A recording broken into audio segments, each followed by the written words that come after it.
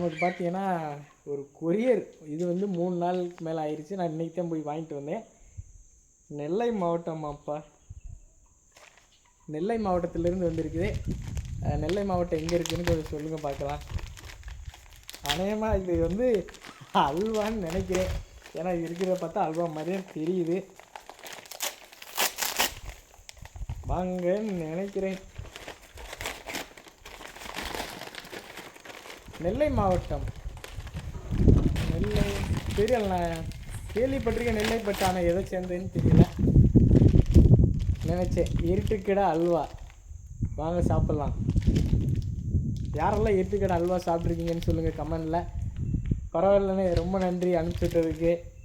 அவர் பேரை வந்து சொல்ல வேண்டாம்னு இருக்காருப்பா, சொல்ல வேண்டாம்ட்டாரு. ஓகேவா? ஓகே.